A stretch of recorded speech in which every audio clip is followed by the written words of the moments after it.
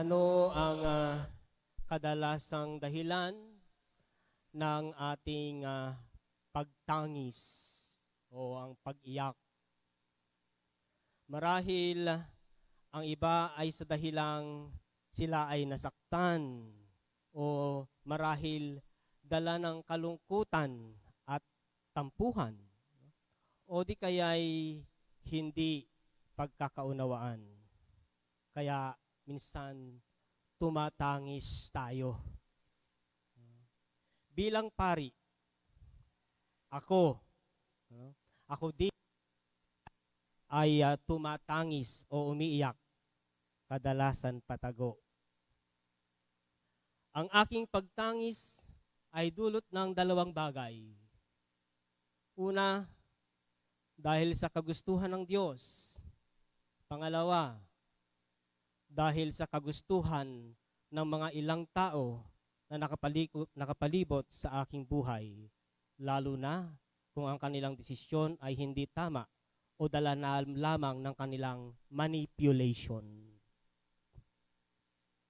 Sa kagustuhan ng mga ilan, sumusunod ako ng may pagtangis sa aking kalooban, pagtangis ng may kalungkutan at awa. Dahil minsan hindi ko maintindihan kung ang kanilang desisyon ba ay kalooban ng Diyos o ang sinasabi ko ngang kagustuhan lamang ng mga iilan. Pagtangis na may kalungkutan at awa dahil balang araw pananagutan nila ito sa harapan ng Diyos. Sa pagsunod sa kalooban ng Diyos, pagtangis ko ay may kagalakan at kahihiyan. Kagalakan sapagkat ang aking pagkapari ay isang regalo at grasya mula sa Kanya. Kahihiyan dahil sa aking mga pagkakamali at pagkukulang. Dalawang dahilan ng aking pagtangis. Kalooban ng Diyos at kagustuhan ng mga iilan. Siguro sa ibang tao, ang pagtangis ay sign ng weakness o sinasabing vulnerability.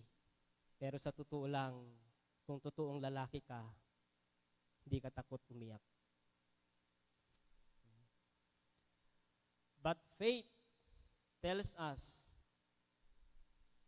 ang pagtangis, yung weeping, is a sign of empathy or compassion, or it can be a sign of mercy. In today's gospel, Jesus predicted the destruction of the temple, which would happen 40 years after his prophecy, but this was not the reason he wept. Dominus flebit. The Lord wept. Umiyak. Tinangisan ni Jesus ang Jerusalem. So the Lord wept for Jerusalem's failure to recognize the divine presence and see the manifestations of the kingdom of God right in their midst. He wept for their lack of faith. Minsan naman siguro sa atin, lalo na sa mga magulang, kapag nararamdaman nyo na minsan na ang anak ninyo ay parang wala nang tiwala sa inyo. Di ba? Malungkot isipin at minsan maiiyak ka na lamang. So ganun din ang naramdaman ni Jesus sa bansang Jerusalem. We know that the Father gave Jesus the mission of revealing the mystery of divine love in its fullness. As a result, Jesus' tears represent his loving concern for Jerusalem and for each one of us.